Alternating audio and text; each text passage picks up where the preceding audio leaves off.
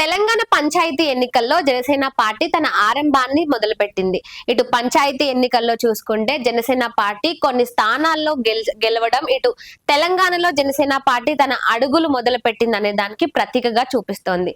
అయితే పవన్ కళ్యాణ్ జోలికి వెళ్లాలన్నా, పవన్ కళ్యాణ్ జోలికి వెళ్తే ఏ విధంగా ఉంటుంది అనే దానికి ఇదే ఆరంభం అంటూ ఇటు జన సైనికులు, తెలంగాణలో ఉండే జనసేన పార్టీ అభిమానులందరూ కూడా మాట్లాడుకుంటున్నారు.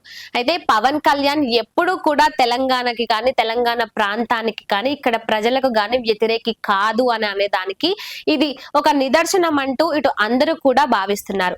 అయితే రీసెంట్ గా రాజోలు పర్యటనలో పవన్ కళ్యాణ్ చేసిన వ్యాఖ్యలు ఏవైతే ఉన్నాయో అవి పవన్ కళ్యాణ్ ఏదో కావాలని ఎవరినో ఉద్దేశించి అనలేదు అని ఇప్పటికే ఎంతో మంది మాట్లాడుతున్నారు. దానిపై ఇటు ఆంధ్రప్రదేశ్ ప్రజలు గాని, తెలంగాణలో ఉండే వాళ్ళు కూడా చాలా మంది మాట్లాడుతూనే ఉన్నారు.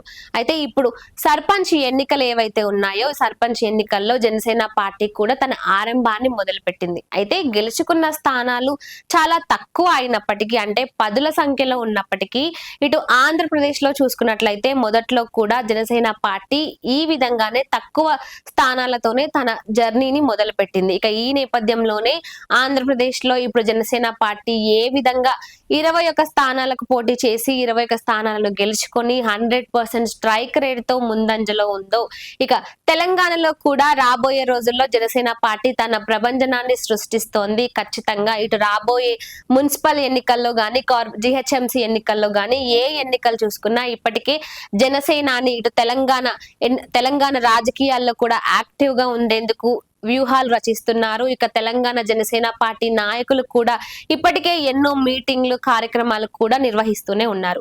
అయితే పవన్ కళ్యాణ్ ఎప్పుడూ కూడా తెలంగాణ గురించి గాని, తెలంగాణ ప్రజల గురించి, తెలంగాణ భావజాలం గురించి, ఇటు అంటే తెలంగాణ ప్రజలు ఉద్యమం చేసి మరి తెలంగాణను ఏ విధంగా అయితే తెచ్చుకున్నారో, ఎక్కడికి వెళ్ళినా కూడా, అంటే not only in Telangana or Andhra, ఎక్కడ చూసుకున్నా కూడా, ఎక్కడికి వెళ్ళినా కూడా, అంటే తెలంగాణ ప్రజలు కూడా తెలంగాణను అన్ని విధాలుగా, అంటే తెలంగాణ గురించి అంత గొప్పగా ఎప్పుడు ఎక్కడా కూడా మాట్లాడలేదు. ఎక్కడికి వెళ్ళినా తెలంగాణ ప్రజల గురించి, అంటే తెలంగాణకి ఎవరైనా బ్రాండ్ అంబాసిడర్ ఉంటే వాళ్ళు ఏ విధంగా అయితే తెలంగాణను ప్రమోట్ చేస్తారో అంతకంటే ఎక్కువ పవన్ కళ్యాణ్ ఎన్నో సార్లు తెలంగాణ ప్రజల గురించి, తెలంగాణ ఉద్యమం గురించి, ముఖ్యంగా ఎంతో మంది యువత బలిదానాలు, ప్రాణ త్యాగాలు చేసి మరి తెలంగాణను ఏ విధంగా అయితే తెచ్చుకున్నారో వీటన్నిటి గురించి ఎప్పుడు పవన్ కళ్యాణ్ ఎంతో స్ఫూర్తిదాయకంగా ప్రతి ఒక్కరికి, ప్రతి సందర్భంలో కూడా అందరికి చెప్తూనే వస్తుంటారు.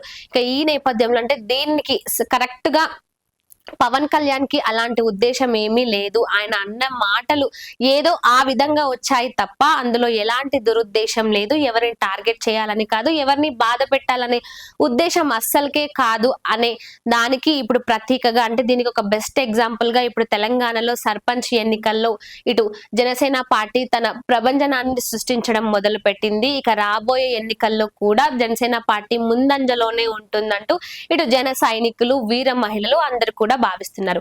అయితే ఇప్పుడు సర్పంచ్ స్థానాలు ఏవైతే జనసేన పార్టీ సర్పంచ్ స్థానాలు, వార్డు స్థానాలు గెలుచుకుందో ఆ స్థానాలను కూడా కొంతమంది ఏ విధంగా మాట్లాడుతున్నారంటే, ఖమ్మం బార్డర్ లో ఉంది కాబట్టి, కొన్ని అంటే ఆంధ్ర బార్డర్ లో ఉన్న స్థానాలను కాబట్టి గెలుచుకుంది జనసేన పార్టీ, లేదంటే కాదు అన్నట్టు మాట్లాడుతున్నారు. కానీ ఇటు నల్లమల్లలో చూసుకున్నా, ఆదిలాబాద్ లో చూసుకున్నా, నిర్మల్ లో చూసుకున్నా కూడా, అంటే నల్లమల్ల అడవులు అక్కడ ఉండే చెంచుల్లో కూడా, అంటే పవన్ కళ్యాణ్ చూసి పవన్ కళ్యాణ్ ఆలోచన విధానికి, ఆయన అభివృద్ధి పనులకు, వీటన్నిటికీ కూడా ఎంతో మంది అభిమానులు ఉన్నారు. ఆ అభిమానాన్ని కేవలం వాళ్ళు అంటే వాళ్ళ జీవితాల్లో స్ఫూర్తిదాయకంగా తీసుకోవడం మాత్రమే కాకుండా ఇటు రాజకీయాల్లో కూడా ఆయన స్ఫూర్తిగా తీసుకొని రాజకీయాల్లో తొలి అడుగులు వేస్తూ ఇటు సర్పంచ్ స్థానాల్లో జనసేన పార్టీ నుంచి గెలవడం, ఇటు తెలంగాణలో జనసేన పార్టీ కూడా ఇప్పుడు ముందంజలో ఉంటుంది. జనసేన పార్టీ తెలంగాణలో కూడా రాబోయే రోజుల్లో మంచి విజయాన్ని దక్కించుకుంటుంది, మంచి గుర్తింపును దక్కించుకుంటుంది అనే దానికి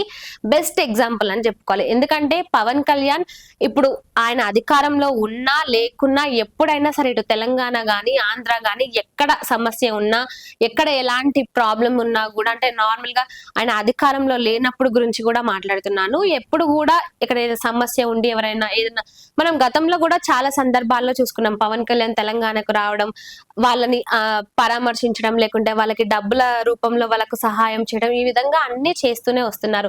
ముఖ్యంగా హిందూ సనాతన ధర్మం గురించి ఆయన తీసుకునే స్టాండ్ గాని, ఇటు ఎవరికి ఎలాంటి సమస్యలున్నా ఎక్కువగా ఆయన పుట్టింది పెరిగింది ఆంధ్రాలో అయినప్పటికీ ఆయన ఎక్కువగా తెలంగాణ ప్రజల గురించి, తెలంగాణలో ప్రతి ఒక్కరికి ఉండే పౌరుషం గురించి, వీటన్నిటి గురించి కూడా ఆయన చాలా గొప్పగా మాట్లాడుతుంటారు, గొప్పగా చెప్తూ వస్తుంటారు.